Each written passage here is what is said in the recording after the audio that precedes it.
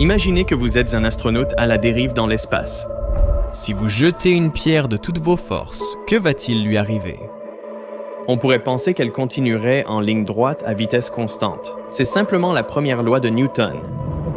Mais ce qui se passe en réalité, c'est qu'elle finit par ralentir et s'arrêter.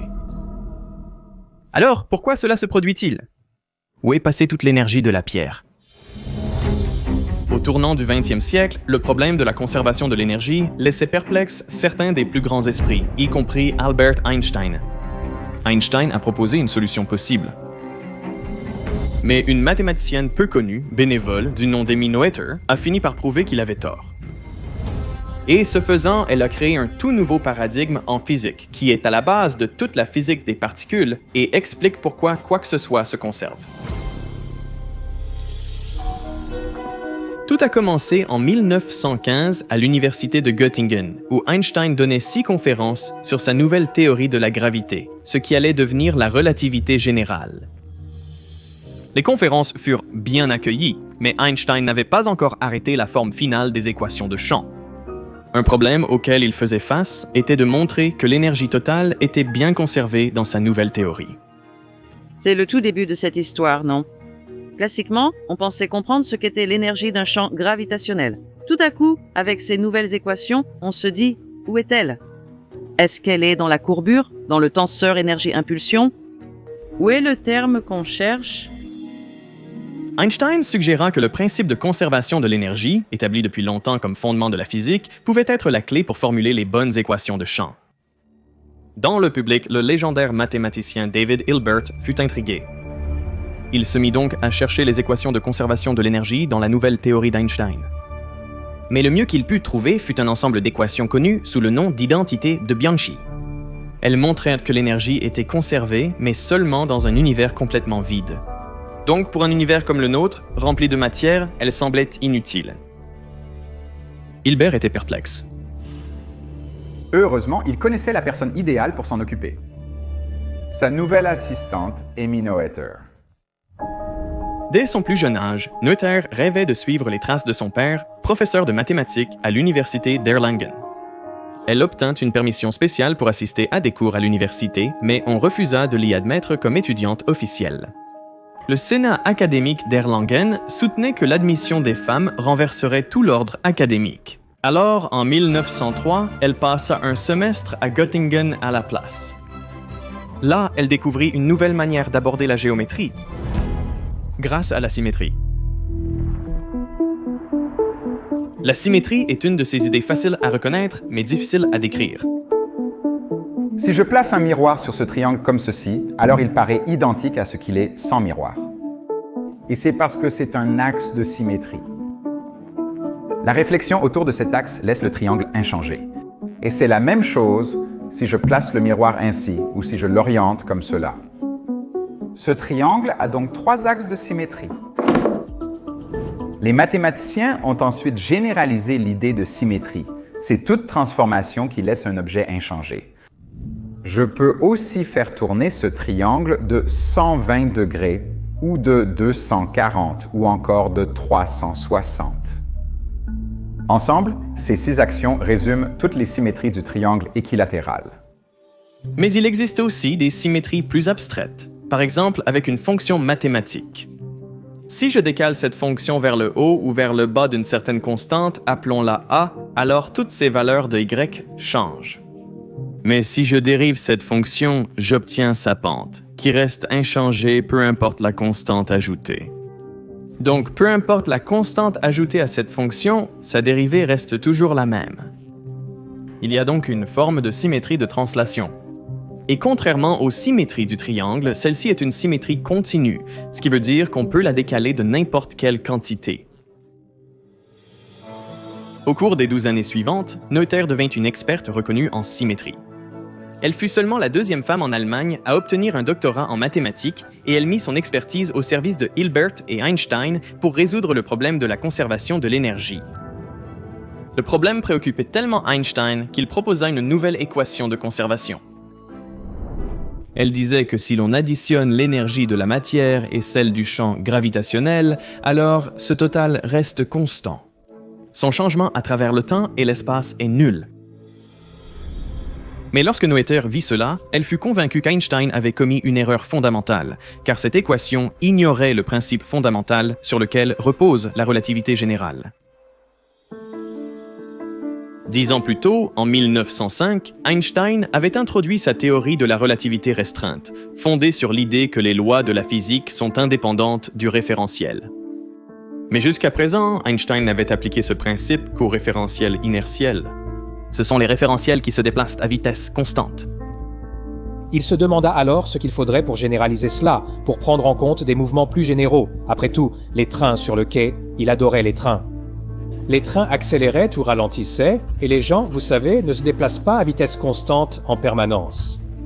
En 1907, il écrivit « Est-il concevable que le principe de relativité s'applique aussi à des systèmes en accélération relative ?» Cette idée le fit réfléchir. Peut-être que son principe pouvait aussi s'appliquer aux référentiels accélérés et en rotation, bref, à tous les types de mouvements. C'est le général de la relativité générale. Einstein se lança donc dans cette quête essentiellement intellectuelle. Mais alors qu'il rêvassait dans son bureau de brevet, il eut ce qu'il appela la pensée la plus heureuse de sa vie.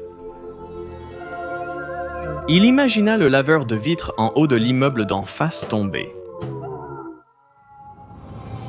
Et Einstein réalisa que, pendant sa chute, l'homme ne sentirait pas son propre poids. Il serait en apesanteur et tout objet qu'il lâcherait tomberait à la même vitesse que lui. Ce serait comme s'il flottait dans l'espace.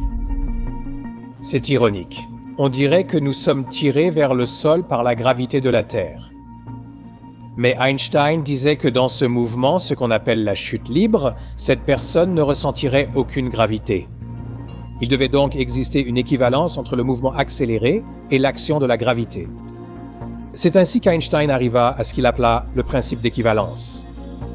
Si vous étiez enfermé dans une fusée dans l'espace, accélérant à 9,8 mètres par seconde carrée, ce serait exactement comme si vous étiez debout sur Terre. Et c'était énorme, car cela signifiait que s'il arrivait à comprendre les référentiels accélérés, il n'obtiendrait pas seulement une théorie plus générale, mais aussi une nouvelle théorie de la gravité. Mais pour y parvenir, Einstein devait s'assurer que les lois de la gravité aient la même forme dans tous les référentiels. C'est ce qu'on appelle la covariance générale, l'un des principes fondamentaux de la relativité générale.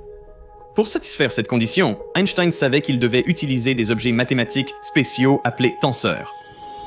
Un exemple simple de tenseur est un vecteur. On peut écrire un vecteur comme un ensemble de composantes multipliées par leur vecteur de base. Par exemple, ce vecteur peut s'écrire 3 fois x chapeau plus 2 fois y chapeau. Mais je peux aussi l'écrire dans un autre système de coordonnées. Avec ces nouveaux vecteurs de base, le vecteur initial devient 2 fois a plus 1 fois b. Donc les composantes, les nombres de la liste ont changé, mais le vecteur, lui, n'a pas changé. Il est resté le même. Et c'est parce que lorsque les vecteurs de base changent, les composantes s'ajustent de manière complémentaire pour que le vecteur reste inchangé. Le vecteur lui-même est indépendant du système de coordonnées utilisé. Et c'est pareil pour les tenseurs, sauf qu'au lieu d'avoir seulement 2 composantes, un tenseur peut en avoir un nombre quelconque sous forme de matrice. Et comme pour les vecteurs, on peut transformer un tenseur d'un système de coordonnées à un autre, et il reste le même. C'est pour cela qu'Einstein devait les utiliser pour construire sa nouvelle théorie. Et c'est exactement là que Noether décela le problème. Dans l'équation de conservation d'Einstein, il y avait un pseudo-tenseur. Et comme son nom l'indique, ce n'est pas vraiment un tenseur. Quand on essaie de le transformer d'un référentiel à un autre, il ne reste pas le même. L'énergie gravitationnelle que vous observez dans un référentiel peut complètement disparaître dans un autre. Et Einstein, vous savez, avait des pensées un peu étranges là-dessus. Je veux dire, les gens essayaient d'imposer la conservation de l'énergie à la relativité en tordant les règles des mathématiques. Donc Noether savait que la solution proposée par Einstein ne pouvait pas être la bonne. Et cela la fit réfléchir. Et si la covariance générale et la conservation de l'énergie étaient tout simplement incompatibles? Et si c'était le cas, alors pourquoi? Le principe de la covariance générale stipule que les lois de la physique doivent rester les mêmes lorsque l'on change de référentiel. Il s'agit donc d'une sorte de symétrie, exactement ce que Noether avait passé sa carrière à étudier. Elle commença donc à réfléchir aux symétries de l'univers, en commençant par le cas le plus simple, un univers vide et statique. Imaginez que vous êtes un astronaute dans cet univers. Puisqu'il est vide, il n'y a rien de spécial à propos de n'importe quel point en particulier. Peu importe que vous soyez ici ou là-bas. L'univers est complètement symétrique par translation dans l'espace. Supposons que vous lanciez une balle, eh bien, elle voyagera à une vitesse donnée, et après un court laps de temps, elle aura parcouru une certaine distance. Mais puisque les lois de la physique sont les mêmes ici que juste avant, nous pouvons déplacer l'ensemble de l'univers et nous revenons à la situation dans laquelle nous avons commencé. Et nous pouvons continuer à le faire encore et encore, ce qui montre que l'objet continuera avec cette même vitesse indéfiniment. Ce que nous avons découvert, c'est que le principe de conservation de la quantité de mouvement est une conséquence directe du fait qu'il existe une symétrie de translation dans l'univers. Une expérience effectuée à un endroit donné donnera les mêmes résultats que cette même expérience effectuée ailleurs. Vous pourriez déplacer tout de l'endroit à un autre et la physique ne changera pas. De même, les lois de la physique ne dépendent pas du fait que vous effectuiez une expérience comme celle-ci ou que vous fassiez pivoter tout de 90 degrés. Cet univers est symétrique par rapport aux rotations. Imaginez que nous prenions une barre métallique et que nous la fassions tourner. Si nous la laissons tourner pendant 1 minute, elle aura parcouru un petit angle. Mais nous pouvons faire pivoter l'univers tout entier d'un même angle et nous revenons à la position de départ. Et nous pouvons répéter cette opération pour que chaque instant ressemble exactement à celui qui le précède, ce qui signifie que l'objet continuera à tourner de cette manière indéfiniment. Ainsi, la loi de conservation du moment angulaire découle de la symétrie de rotation de l'univers. Une autre symétrie importante de cet univers est la symétrie temporelle. Les lois de la physique ne changent pas au fil du temps. Si vous faites une expérience aujourd'hui ou demain, vous obtiendrez le même résultat. Alors, qu'est-ce que cette symétrie implique? Eh bien, pour comprendre cela, nous allons nous plonger dans un peu de mathématiques et dans une autre façon de faire de la mécanique, en utilisant le principe de moindre action. Précédemment sur Veritasium, nous avons appris que tout suit toujours le chemin qui minimise une quantité connue sous le nom d'action. C'est équivalent à l'intégrale du Lagrangien L sur le temps. Dans le cas le plus simple, cela correspond juste à l'énergie cinétique moins l'énergie potentielle. Euler et Lagrange ont trouvé que le principe de moindre action est respecté tant que cet ensemble d'équations différentielles est satisfait. Ainsi, Noether a utilisé l'action pour voir comment la physique était affectée par différentes symétries. Supposons que nous fassions une expérience où le résultat est le même maintenant que dans un petit intervalle de temps epsilon plus tard. Alors, comment cela affecte-t-il l'action? Eh bien, le temps va passer de t à t plus epsilon. Et par conséquent, le Lagrangien va également changer. Donc le nouveau Lagrangien sera L', qui est égal au Lagrangien initial, plus la quantité dont le Lagrangien change par rapport au temps, c'est-à-dire dL par rapport à dt, multiplié par la durée de ce changement, donc multiplié par epsilon. Mais maintenant, souvenez-vous que le résultat va être exactement le même maintenant que dans un petit moment, ce qui signifie que peu importe ce terme, le dl sur dt, il n'affecte pas les équations du mouvement. Et c'est de cette symétrie dans l'action que nous allons pouvoir trouver la quantité conservée. Prenons donc dl dt et réécrivons-le en utilisant la règle de la chaîne. Cela nous donne la dérivée partielle de L par rapport à x, multipliée par dx par dt, plus la dérivée partielle de L par rapport à V, multipliée par dV par dt, mais nous pouvons remplacer la dérivée partielle de L par rapport à x avec ce terme de l'équation d'Euler-Lagrange. Et nous pouvons simplifier cela davantage en écrivant dx par dt comme phi, ce qui nous donne cette expression. Et maintenant, remarquez ce que nous avons ici. Nous avons la dérivée temporelle d'une fonction, dl par dv, multipliée par une autre fonction, plus cette première fonction multipliée par la dérivée temporelle de la seconde fonction. Nous pouvons donc utiliser l'inverse de la règle du produit pour simplifier cela en la dérivée temporelle de dl par dv multipliée par v. Ensuite, en dernier recours, nous pouvons déplacer dl par dt à droite. Ce que nous avons trouvé, c'est que si vous prenez la dérivée temporelle de cette quantité, elle est égale à 0, ce qui signifie que ce que cela représente doit être une constante. Alors, qu'est-ce que c'est? Eh bien, Rappelez-vous que dans le cas le plus simple, le Lagrangien est simplement égal à l'énergie cinétique moins l'énergie potentielle, ce que nous pouvons écrire comme un demi-mv au carré moins v. Donc, si nous prenons la dérivée partielle du Lagrangien par rapport à v, nous allons juste obtenir d par rapport à dtm fois v multiplié par v.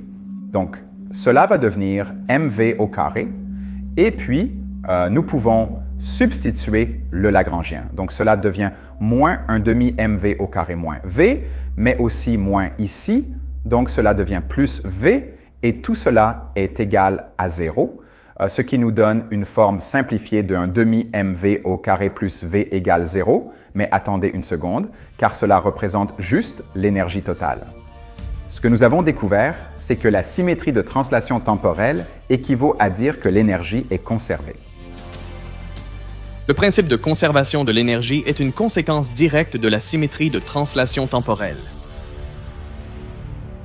Dans un théorème, Noether a prouvé que tous ces exemples ne sont pas une coïncidence. Pendant des siècles, les gens n'avaient aucune idée d'où venaient les lois de conservation, mais maintenant, Noether avait découvert leur origine.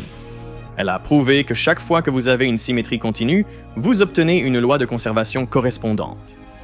La symétrie translationnelle vous donne la conservation de la quantité de mouvement, la symétrie de rotation vous donne la conservation du moment angulaire et la symétrie de translation temporelle vous donne la conservation de l'énergie. Mais toutes ces symétries concernent un univers statique et vide. L'univers dans lequel nous vivons est très différent. Dans les années 1920, les astronomes mesurèrent les vitesses des galaxies lointaines et ils réalisèrent qu'elles s'éloignaient toutes de nous. Plus elles sont éloignées, plus elles s'éloignent rapidement. L'implication était claire. Dans le passé lointain, tout devait être beaucoup plus proche les uns des autres. Dans les années 1990, des mesures précises des supernovas révélèrent que non seulement l'univers était en expansion, mais que cette expansion s'accélérait. Cela signifie qu'à grande échelle, notre univers n'est pas symétrique dans le temps. Il était très différent il y a 13 milliards d'années, et il sera différent dans des milliards d'années. Puisque nous n'avons pas de symétrie temporelle, cela signifie aussi que l'énergie, telle que nous l'entendons habituellement, n'est pas conservée. Il n'y a aucune raison pour que l'énergie soit conservée, car vous n'avez pas cette symétrie. Pensez à un photon de lumière visible émis 380 000 ans après le Big Bang. Il voyage à travers l'univers sans obstacle pour arriver à nos télescopes. Pas en lumière visible, mais en micro-ondes. Il a perdu 99,9% de son énergie. Où est passée l'énergie? Elle ne va nulle part, l'énergie n'est pas conservée. Et c'est exactement ce qui arrive à la pierre aussi. Elle commence avec de l'énergie, mais à mesure qu'elle voyage à travers l'univers en expansion, elle ralentit et s'arrête. L'énergie ne va vraiment nulle part, elle disparaît simplement. Elle finit par s'arrêter par rapport aux autres particules dans l'univers.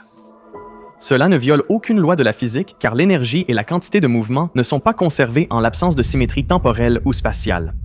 Donc, une fois que vous savez que les symétries donnent des lois de conservation et que lorsque ces symétries disparaissent, vous n'avez plus à vous soucier de ces lois de conservation, alors vous pouvez commencer à abandonner ces concepts en essayant de forcer quelque chose que vous voulez dire comme fondamental dans la théorie, et vous vous contentez de ce que la théorie vous donne. Mais si l'énergie n'est pas conservée dans notre univers, pourquoi semble-t-il qu'elle le soit généralement?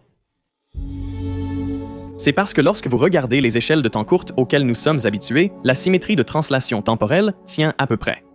Une expérience réalisée aujourd'hui donnera les mêmes résultats que la même expérience réalisée demain. Cela signifie qu'en pratique, l'énergie est conservée.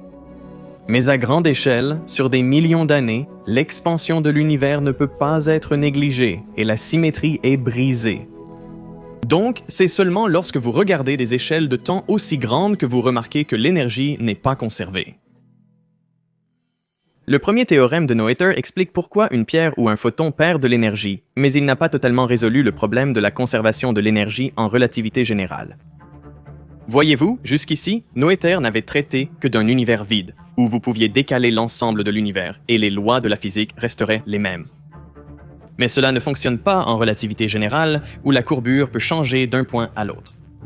Maintenant, si vous déplacez l'univers entier, le faites pivoter ou laissez-le évoluer dans le temps, les choses ne restent pas exactement les mêmes. Vous n'avez donc plus ces symétries globales. Mais Noether a réalisé qu'il restait encore d'autres symétries. Voyez-vous, peu importe comment vous bougez, les lois de la physique sont toujours les mêmes. C'est la covariance générale. Et c'est une sorte de symétrie qui tient partout. Cela signifie que dans n'importe quelle petite région, nous pouvons toujours changer notre cadre de référence. Nous pouvons transformer les points de l'espace autant que nous le souhaitons. Et comme ces transformations ne sont pas globales, mais locales, ce sont des symétries locales. Dans un second théorème, Noether a prouvé que pour ces symétries locales, vous n'obtenez plus de véritables lois de conservation comme nous en avons l'habitude en physique classique.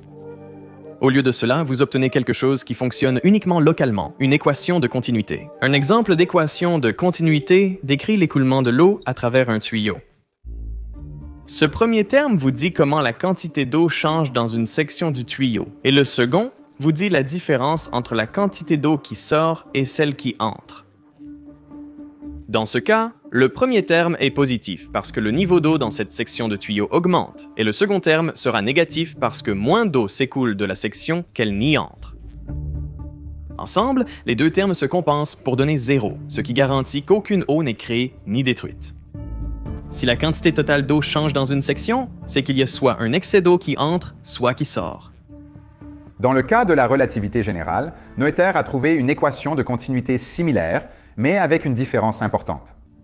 Imaginez que nos tuyaux soient désormais de petites parcelles d'espace-temps et que l'eau soit l'énergie qui s'écoule d'une parcelle à l'autre. Dans chaque section individuelle, l'équation de continuité ressemble exactement à celle d'avant, donc dans n'importe quelle petite région de l'espace-temps, l'énergie est conservée. Mais lorsque nous relions ces sections entre elles, il faut prendre en compte la courbure de l'espace-temps. Et cela modifie l'équation. C'est comme si de petites fissures apparaissaient entre les différentes sections de tuyaux, entre les parcelles locales d'espace-temps. Et par ces fissures, l'énergie peut s'échapper. En relativité restreinte, le tuyau est inaltérable parce qu'il est fixe, et en relativité générale, il faut tenir compte de l'énergie investie dans d'autres types de changements au fil du temps. Et cela devient d'autant plus complexe. Maintenant que nous avons cette nouvelle équation, nous pouvons voir comment elle fonctionne en l'élargissant à une somme de différents termes. Ce premier terme est analogue à l'équation de continuité précédente, celle qui conserve l'énergie à l'intérieur d'une parcelle locale de l'espace-temps. Mais maintenant, on a tous ces termes supplémentaires. Ils décrivent la courbure de l'espace-temps. Donc, à mesure que l'énergie diminue dans le premier terme, ces termes de courbure augmentent. L'énergie que vous perdez du système que vous suivez, on commence maintenant à l'attribuer à des choses comme le champ gravitationnel, qui a changé parce que tout l'univers s'est étiré. On doit aussi prendre en compte l'énergie qu'on attribue à l'action du champ gravitationnel, car l'espace et le temps eux-mêmes ne sont pas immobiles. Et tout cela peut être décrit par l'équation de continuité que Noether avait trouvée. Mais en la regardant, elle s'est rendue compte de quelque chose. C'était exactement équivalent aux identités de Bianchi, la demi-solution qu'Hilbert avait trouvée. Il l'avait écartée car elle ne donnait une conservation correcte de l'énergie que dans un univers vide. Mais maintenant, Noether avait prouvé que c'était le meilleur résultat possible en relativité générale. Avec un seul article, elle avait mis au jour la source de toutes les lois de conservation et elle avait résolu le problème de la relativité générale qui avait échappé à Hilbert et Einstein. Elle était incroyable. Je dirais même que ces deux théorèmes sont probablement les plus importants pour la physique du XXe siècle. Dans les années qui suivirent, l'université de Göttingen prit des mesures pour officialiser davantage le poste de Noether, lui permettant de faire ce qu'elle aimait le plus, enseigner. Ils la nommèrent professeur et elle reçut même un petit salaire à partir de 1923. Mais tout cela changea le 30 janvier 1933, quand Hitler devint chancelier d'Allemagne. Les nazis interdirent aux personnes juives de travailler dans les universités. Et presque immédiatement, un de ses anciens étudiants informa les autorités de son origine juive et elle fut suspendue. Malgré ce renvoi, elle continua d'enseigner dans la cuisine de sa maison. Puis un jour, un de ses anciens élèves frappa à sa porte. Vêtu de l'uniforme brun des sections d'assaut nazies, Noether le laissa entrer. Il était venu apprendre les maths, et Noether était heureuse de lui enseigner. J'adore ce que cela révèle de Noether. Elle aimait profondément les mathématiques et elle ne faisait aucune discrimination que quelqu'un porte un uniforme nazi ou non. Elle enseignait à tous. Mais rester en Allemagne devint intenable. Heureusement, avec l'aide d'autres universitaires, elle parvint à obtenir un poste d'enseignante à Bryn Mawr, un collège féminin en Amérique où elle enseigna jusqu'à sa mort. Dans un hommage publié dans le New York Times, Einstein écrivit que Mademoiselle Noether était le génie mathématique créatif le plus remarquable que le monde ait connu depuis que l'enseignement supérieur est devenu accessible aux femmes. La raison pour laquelle le théorème de Noether est si important, c'est qu'il a complètement changé la manière de penser. Du jour au lendemain, les physiciens ont commencé à réfléchir à la physique en termes de symétrie. Les physiciens ont commencé à appliquer ces idées au monde quantique aussi, réalisant que les particules chargées comme les électrons possédaient également des symétries. Les électrons ont une phase que vous pouvez imaginer comme une flèche pointant dans une certaine direction. Mais vous pouvez décaler cette phase d'une quantité arbitraire tant que vous le faites simultanément pour tous les électrons. Et cela ne change rien physiquement. Donc, c'est une autre symétrie. Alors, à quoi mène cette symétrie de décalage ou symétrie de jauge? Eh bien, elle mène à la conservation de la charge électrique. Dans les années 60 et 70, les idées de Noether menèrent directement à la découverte de nouvelles particules fondamentales, comme les quarks et le boson de Higgs. Cela nous a appris d'où venaient les forces de la nature et a même contribué à expliquer l'origine de toute la masse dans l'univers. Les deux théorèmes de Noether, bien que peu connus, sont ce qui nous a le plus rapprochés d'une théorie du tout. Mais tout cela, et bien plus encore, sera abordé dans une seconde vidéo. Alors pense à t'abonner pour être prévenu quand elle sortira.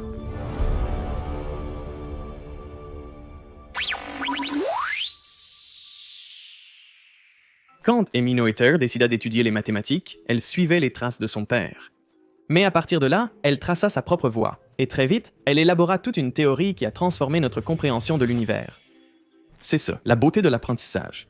On commence par suivre des instructions en construisant sur le travail de ceux qui nous ont précédés, mais à un moment donné, on commence à poser ses propres questions. On commence à expérimenter et à faire des découvertes.